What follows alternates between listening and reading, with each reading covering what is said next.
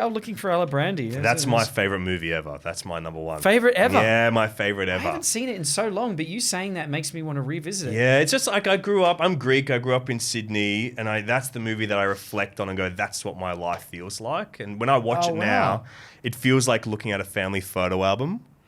Yes, it's so indicative of a certain time, isn't it? Look at this, with the hip soundtrack featuring Killing Heidi, Spiderbait, and Lotel. We got Lotel on the soundtrack. As a cast member of Recovery, I can tell you that those... you would have done a lot of coverage around that. Deer Hunter. You know what was a big movie in the VHS era for me was House Party.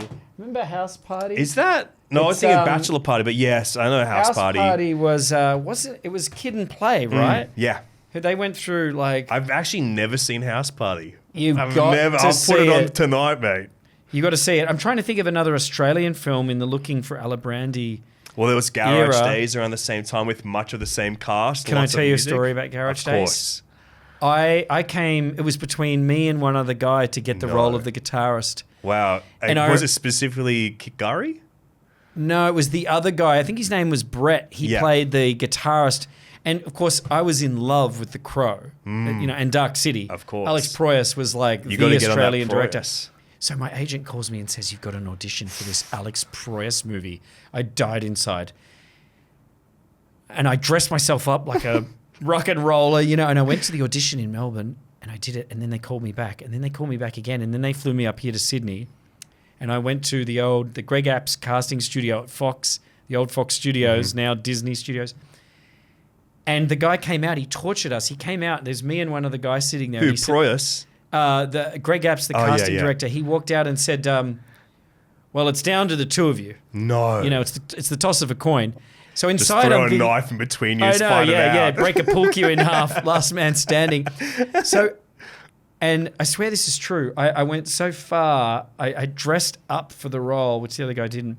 And you're always eavesdropping on what the guy's doing. And so sure enough, I do the audition. Days go by. I haven't heard anything. And then I get a call from my agent. And I could instantly tell from his tone of voice.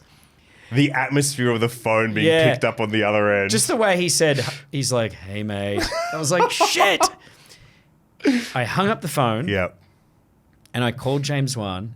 And I was, I was so bummed about not getting this role in this movie. I said, fuck this. We're going to make our own movie with our own money. No way. We're going to make a movie for $7,000. It's going to be our Blair Witch. We're going to shoot it. We're starting tomorrow. And that's where Saw started. Garage Days is directly responsible. God knows what I'd be doing right now if I had gotten that role. And the movie didn't end up, it wasn't, it didn't end up, I think, getting a lot of attention. No, but it's a cult favorite still, Garage Days. Well, it's funny how when you're an actor, you're so needy. This panel of jurors needs to approve you. You can't practice your craft unless you are anointed by some external. What I love about writing is you don't need anyone's permission to get started. You just write.